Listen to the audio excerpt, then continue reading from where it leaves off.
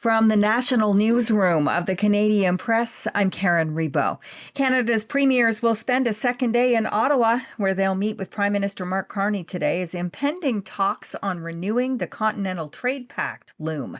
U.S. President Donald Trump is already threatening new tariffs. Both Ontario Premier Doug Ford and New Brunswick Susan Holt told reporters yesterday they agree with Carney's recent suggestion that almost nothing is normal right now with our American neighbor. Well, I agree with them. I think the whole world is watching that, including Americans. Make no mistake about it. We love Americans. We love the U.S. And I know Americans love Canada. And it's unfortunate President Trump has taken this avenue. First ministers aim to present a united Team Canada front as U.S. trade tensions rise. There are some lingering interprovincial tensions, too, though, including Ottawa's endorsement of a possible pipeline from Alberta to the BC coast. Hundreds of people gathered at a Virginia County administrative building last night to protest the sale of a local warehouse that is owned by a Canadian company, and it's selling it to the U.S. Department of Homeland Security. Virginia resident Polly Dieter was disappointed to find out a Canadian company's involved. Canada has stood up against the Trump administration pretty well in this last year, so it's a shame. Supporters of the British Columbia farm, whose flock of more than 300 ostriches was culled following an outbreak of avian flu, continue to mourn the birds nearly 3 months later. In a Facebook group with over 80,000 members, supporters post ostrich-themed artwork, even tattoos. The group is also replete with content calling flu shots poisonous and saying the COVID-19 pandemic was planned.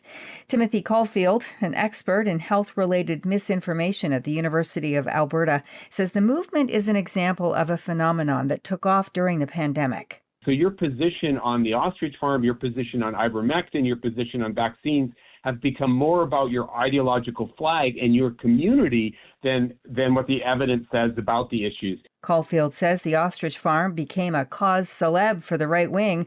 Netflix says a new TV series chronicling a small-town hockey team that loses several members in a tragic bus crash is fictitious and not based on any real-life event.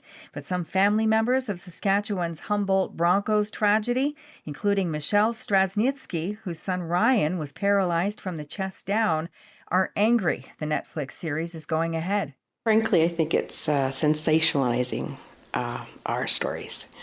That's something that nobody will ever forget. And yes, it's a story. And no, we haven't cornered the market on tragedies, but it hits way too close to home. Netflix says the series is being produced, but there is no date for its release yet. This is the Canadian Press. In sports, it was a light night in the NHL last night with just one Canadian team on the ice. The Ottawa Senators held their own against the league's best, scoring an impressive 5-2 win over the Colorado Avalanche. Women's pro hockey is now on an Olympic break. Last night, the Montreal Victoire beating the Toronto Scepters 3-0.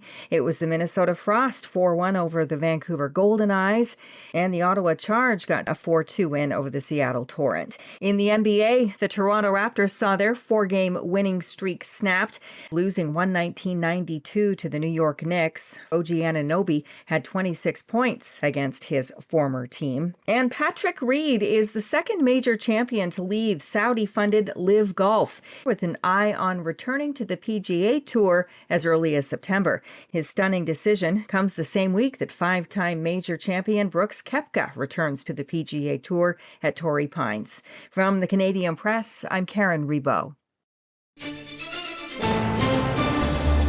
Thanks for listening. Don't forget to follow and subscribe. For more of today's top stories, visit thecanadianpressnews.ca.